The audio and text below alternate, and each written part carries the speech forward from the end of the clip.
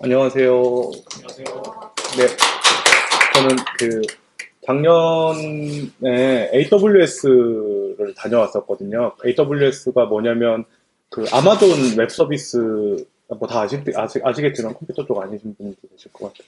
아마존 웹 서비스 쪽에서 진행하는 행사고 그 라스베가스에서 작년 10월 7일부터 11일까지 있었었거든요. 근데 그 행사를 다녀왔었는데 그 행사 관련된 얘기보다도 사실 그러니까 그 전주에 해서 샌프란시스코 실리콘밸리로 미국 여행을 갔다 온 얘기를 그냥 편하게 말씀드리려고 준비를 했고요.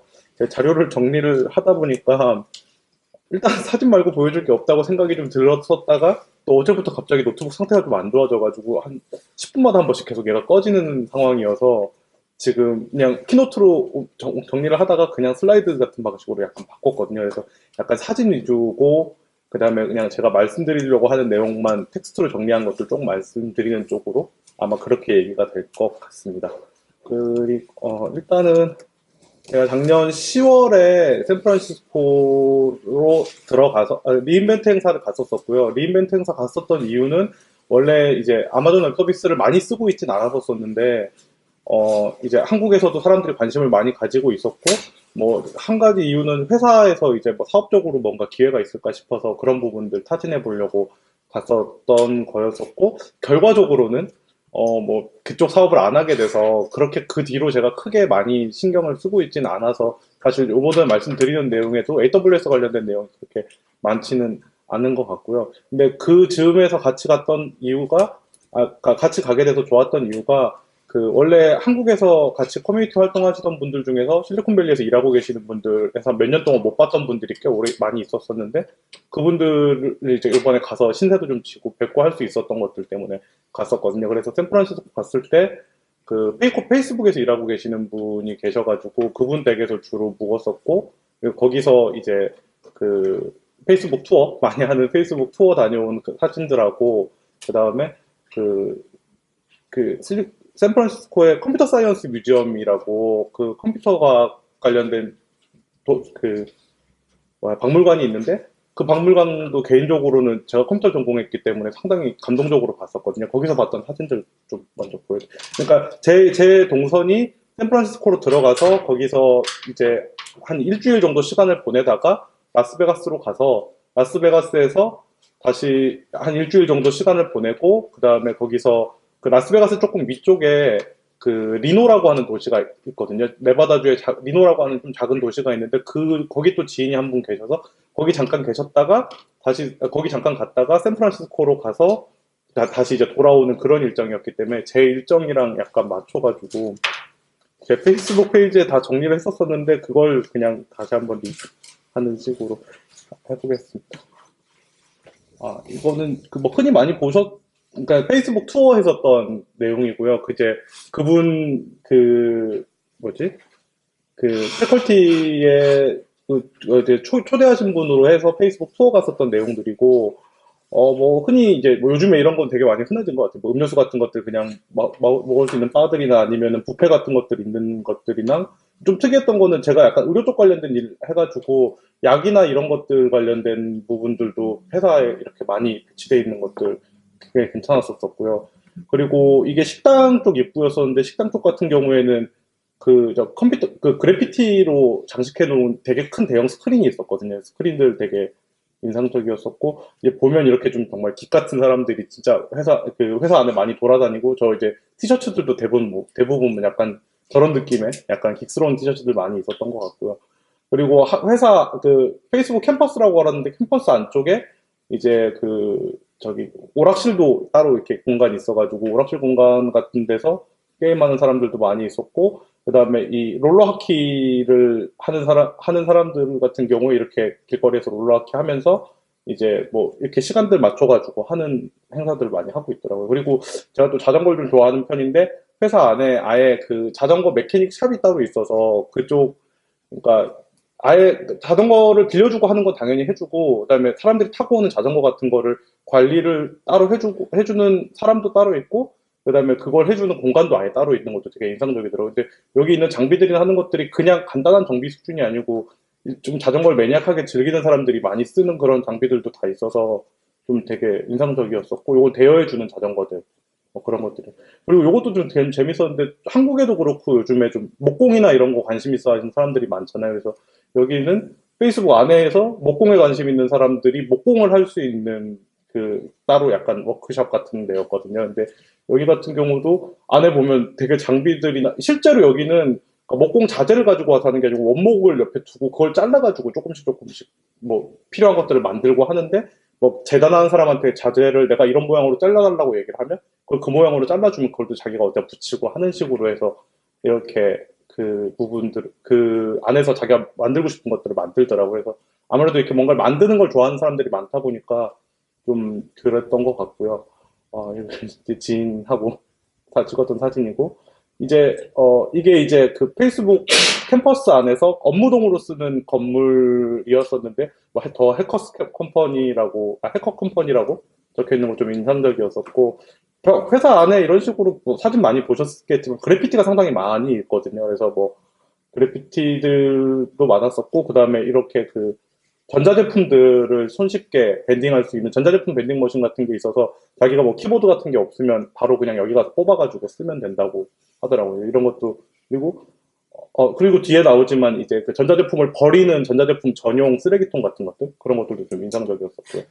그리고 뭐 이런 되게 유명한, 많이 이미 얘기되긴 했지만 뭐 이런 문구들이나 뭐 이런 것들, 그리고 이것도 사실 인터넷에 많이 돌아다니는데, 저 사실 가운데 F자가 보이잖아요. 저 F자가 이렇게 그 뭐라 그러죠? 원근으로 실제로는 저기다가 F라고 저렇게 그려놓은 게 아닌데 아래층하고 위층하고 다 이렇게 조금씩 조금씩 눈의 착시를 이용해가지고 F 모양을 만들어 놓은 거거든요. 그래서 사진만 찍으면 저렇게 F로 보이는 약간 그런 느낌이었었고요. 그래서 뭐 이런 식으로 그 뭐 되게 해키하고 약간 그런 긱스러운 그런 문화들이 되게 돋보였었고요. 뭐 이런 거는 이제 사용자가 아니고 자기들은 워낙 사용자가 많다 보니까 사람들이라고 생각을 한다는 그런 느낌이었었고, 뭐 전체적으로 이게 아까 얘기했었던 그 쓰레기는 넣으면 안 되고 여긴 전자제품만 버리는 전자제품 쓰레기통이 별도로 있더라고요. 그래서 뭐 이렇게, 예, 당시에 그 페이스북 직원분 초대를 받아가지고 투어를 잠깐 갔다 왔었었고요. 먼저 그 다음에 갔었던 거는,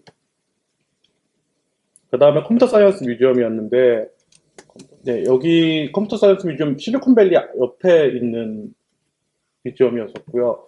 그러니까 여기서는 이제 그 저희가 컴퓨터 하신 분들은 다 예전에 정보 처리 기능사 같은 거 다 뭐 따거나 공부하거나 하시잖아요. 그럼 거기 보면 맨날 나오는 애니악, 에드박부터 시작해가지고 뭐 IBM 360 머신 이런 애들 나오는데, 저도 다 그런 것들을 책으로만 봤었거든요. 그래서 그걸 책으로만 보다가 실제로 볼 수 있어서 일단 되게 좋았었고, 그것보다 사실 개인적으로는 제일 인상적이었던 거는 여기 1층에, 그러니까 1층 딱 들어가는 입구에 일정 시간마다 한 번씩 그 베비지 머신을 데모를 해주는 게 있었었거든요.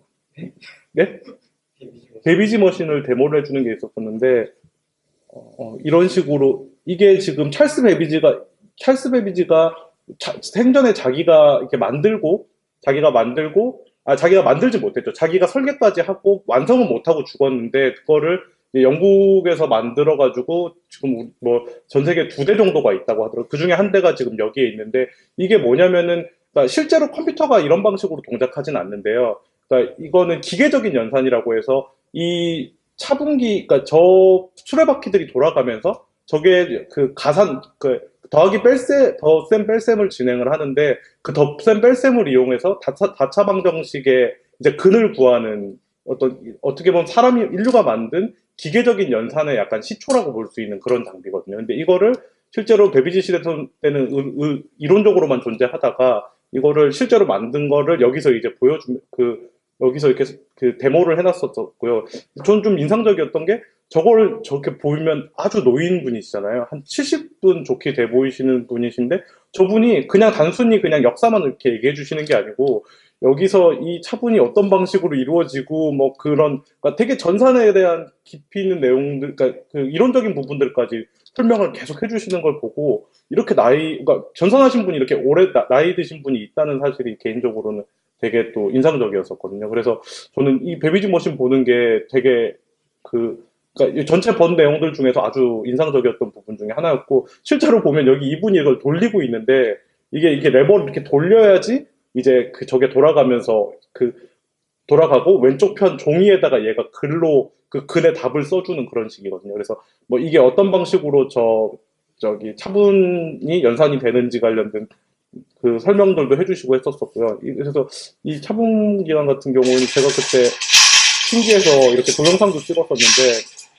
보면 저렇게 저분이 레버를 돌리시면 저게 그렇게 돌면서 한 타씩 값을 찾는 거예요. 찾고 오른쪽 측에 지금 뒤편이라서 안 보이는데 저기에서 이제 그 글의 값을 프린터로 적고 있는 거죠. 적어가지고 최종적으로 답이 나와서 엄청 느리긴 느리지만 어쨌든 어떤 인간이 기계적으로 어떤 수치의 값을 계산해낸다는 측면에서는 되게 기념비적인 그런 건데 그걸 실제로 볼 수 있었고 그리고 이걸 실제로 앞에서 보고 구경하고 하는 사람들이 되게 많았거든요. 그래서 그런 것들도 약간 좀 인상적이었던 것 같아요, 개인적으로. 그리고 컴퓨터 사이언스 뮤지엄 같은 경우에 네, 제가 여기다 정리했었네요. 어, 네. 이제 뭐 여기서는 자기네들이 2000년 동안의 컴퓨팅, 인류의 2000년 동안의 컴퓨팅에 대해서 다 모아놨다 뭐 이런 식으로 얘기를 했는데 사실은 2000년은 아니고 1900, 그러니까 이 앞부분은 거의 약간 어거지고요. 그냥 숫자가 있을 때부터 그냥 컴퓨팅이 있었다라고 얘기를 하는 거고 그냥 실질적으로 그 작품들은 애니악, 에드박 이 시절부터 그다음에 그 팀 오라일리가 주로 얘기했던 웹 2.0 시대까지 2000년대 초반까지만이고요. 그래서 전체적으로 보면 가면 또 한국 사람들도 많이 와서 그런지 한글 이 배포 자료도 있더라고요. 한글 배포 자료도 볼 수 있었고, 이렇게 해서 들어가면은요, 주로 이제 뭐, 저희가 흔히 아는 포트란이나 뭐, 그레이스 호퍼라든지 아니면은 뭐였지? 그 인월 미신 같은 것들, 그 다음에 뭐 애플 초기 작품도, 애플 초기 머신들도 그렇고, 아니면은 뭐 MS 도스 초기 아니면은 그 초기 도스 시절 어플리케이션들 모아놓은 것들 아니면 게임 같은 게임 플랫폼들 같은 것들 모아놓은 관들 이런 식으로 다들 나눠져 있어서 사실 컴퓨터나 이런 것들 좋아하시는 분들 같은 경우는 정말 저는 사실 그 실리콘밸리 있었던 전체 일정 중에서 여기 뮤지엄에서 있었던 시간이 제일 재밌었었고 개인적으로는 그리고 여기서 한 심지어 지금 AWS인데 AWS 얘기를 한마디도 못했는데. 아, 네, 짧게 할게요. 죄송합니다. 5분만 더 쓸게요. 예, 아무튼, 이거 보시면 이런 식으로 그 윈도우즈나 아니면 이런 머신들 이렇게, 예전 시절 저 오른쪽 위에 보면 윈도우즈 98 있고 막 이렇잖아요. 이런 프로그램들 하고, 뭐 알타비스타니 옛날 시절 그런 그 소프트웨어나 아니면 이런 것들 그리고 제로스 팔로알토 연구소의 뭐 알렌 케이 관련된 이야기나 뭐 이런 부분들도 되게 많이 게임들도 많이 있었고요. 이렇게 전시가 되어 있어가지고 개인적인 소감으로는 사실 이건 다 제가 즐기던 거고 제가 알던 것들인데 이게 벌써 박물관에 전시될 정도가 됐다는 게 어떤 면에서는 전산학이라는 게 그렇게 좀 변화가 빠르기도 하고 역사가 짧기도 하고 한다는 측면이 영향이 있다는 생각을 좀 했었었고요. 그래서 아무튼 여기서는 이렇게 되게, 즐거운 시간을 보냈었고요. 이거 하고 메인으로 AWS 리인벤트를 넘어갔는데 거기는 잠시만요. 그냥 말씀으로만 드릴게요. 리인벤트 같은 경우는 총 2만 명 정도가 왔었었고요. 개인적으로 규모가 상당히 기대했던 것보단 커서 그 부분이 좀 인상적이었었고, 그다음에 들었던 얘기로는 아직 그때 당시까지만 해도 한국에 AWS 리전이 생기기 전이었었는데, 한국 사람이 100명 정도 왔다고 하더라고요. 그래서 한국 사람들끼리 따로 모이는 웰컴 디너도 같이 진행을 했었었고요. 그때 얘기 들은 바로는 일본이 한 400명 정도, 그 다음에 중국은 한 800명 정도가 참석을 했었다고 2만 명 중에서 하고 했다는 얘기를 들었었고요. 실제로 2015년도가 아마존이 이후에도 발표가 났었지만 AWS로 실적이 아주 좋았었기 때문에 이제 이때 당시 분위기도 상당히 좋은 편이었고 당시에 이제 아마존 퀵사이트나 아니면은 키네시스 파이어홀 그러니까 실제로 AWS가 기존에는 거의 사스나 파스 레이어 수준에서의 서비스만 제공하던 것이 상당히 이제 어플리케이션 수준까지 많이 올라온 제품들도 많이 출시했던 게 이번 행사에서 좀 특징적인 부분이었다고 AWS 좀 관심 있으신 분들은 평가를 하시더라고요. 개인적으로 뭐 그랬었고, 저는 또 흥미로웠던 게 주로 데이터 옮기거나 하는 것들이 주로 네트워크 속도나 이런 문제 때문에 많이 이슈가 있는데, 이때 당시에 그 AWS 스노우볼이라고 그 조그마한 어플라이언스, 약간 보면은 무슨 철가방 같이 생긴 가방인데, 만약에 라지 데이터를 AWS 쪽에다 업로드해야 되는 문제가 있었을 때 차라리 그냥 네트워크 통하지 말고 그쪽에다가 복사한 다음에 그거를 뭐 페덱스든 뭐든 이런 방식으로 보낼 수 있게 하는, 약간 저희가 농담 삼아서 페덱스 이용해서 데이터 옮기는 게 제일 빠르다라고 얘기하는 그거를 실제로 AWS가 이제 그 제품으로 만든 게 있어가지고 그런 것들도 되게 인상적이었었고, 그냥 나머지 그 그냥, 그리고 가장 개별 세션 발표 중에서는 제일 핫했던 게 개인적으로는 넷플릭스가 그 전체 인프라를 AWS 이용해서 운영하는 걸로 상당히 유명한데, 그것 때문에 그런지 넷플릭스 사례 관련 발표들이 주로 갔을 때 거의 자리가 없을 정도로 사람들이 많이 있었었거든요. 그래서 넷플릭스 발표들 같은 경우에 저는 한 세 가지 정도를 들었었는데, 그 중에서도 그 엔지니어링 글로벌 오퍼레이션인 클라우드라는 세션이 첫 번째 들었었던 발표인데, 이게 그 넷플릭스 같은 경우에 멀티 리전에서 멀티 시간대에 있는 사람들을 대상으로 해서 서비스를 동시에 아마존에서도 운영을 하고 있는 상황이기 때문에 장애나 이런 부분을 대응하는 방식이 한 지역에 국한되어 있는 회사들보다는 훨씬 더 차원이 좀 더 높더라고요. 그 생각을 해야 되는 경우에 수나 가지수 같은 부분들이. 그런 부분들에 대해서 자기들이 만들었던 뭐 플럭스라던가 이런 부분들 데모를 했었는데, 사실 플럭스는 이 AWS 하기 전에 이미 공개가 됐던 거라서 그렇게 그렇진 않았는데, 실제로 거기 와서 처음 본 사람들이 많았는지 막 사람들이 막 일어나서 박수치고 할 정도로 넷플릭스 발표들은 전체적으로 되게 뜨거웠었던 것 같습니다. 그거 말고 사실은 제가 발표해서 개인적으로 제일 재밌다고 생각했던 그러니까 좀 재미있다고 생각한 거는 제가 아까 말씀드렸던, 마지막으로 그냥 짧게, 제가 아까 말씀드렸던 것처럼 여기가 라스베가스고요. 여기가 리노라는 도시인데, 마지막으로 제가 돌아올 때는 여기서 다시 샌프란시스코로 돌아와서 여기서 한국으로 돌아왔거든요. 근데 원래 여기 라스베가스로 가는 것도 비행기를 이용했고, 라스베가스에서 리노 가는 것도 비행기를 이용을 했었는데, 요 코스는 이제 현재 계신 분들이 장난친다고 저를 그레이하운드를 태웠었어요. 그래, 여기서 고속버스를 타고 이쪽으로 왔었는데요. 제가 뭐지? 사실 뭐 그냥 한국에서 고속버스 생각하고 고속버스 타야지라고 생각을 했었었는데, 가기 전에 막 찾아보니까 이게 나무 위키 내용인데,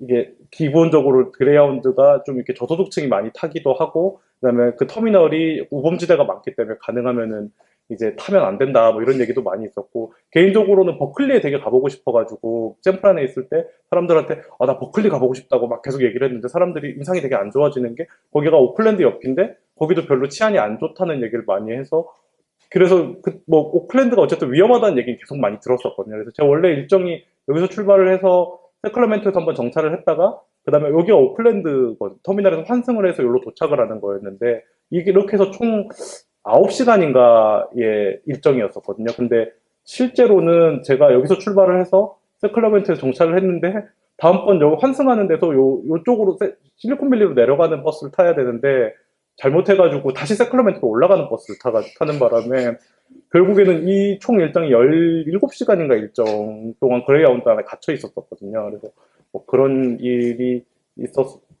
그런 일화랑 이런 부분들을 말씀을 드리려고 했었는데, 정리가 제대로 안 돼 있다 보니까 이게 너무 산발적으로 전달이 된 것 같고요. 그냥 전체적으로 저는 이제 AWS가 사실 지금은 저한테 큰 관심사가 아니라서 AWS에 대해서 말씀을 드린다기보다는 전체적으로 제가 당시에 그냥 미국 여행했었던 거랑, 그 다음에 컴퓨터 사이언스 뮤지엄에서 봤던 내용들, 뭐 이런 부분들 말씀드리고 싶었었는데, 준비가 좀 미흡해서 전달이 잘 안 된 것 같습니다. 죄송합니다.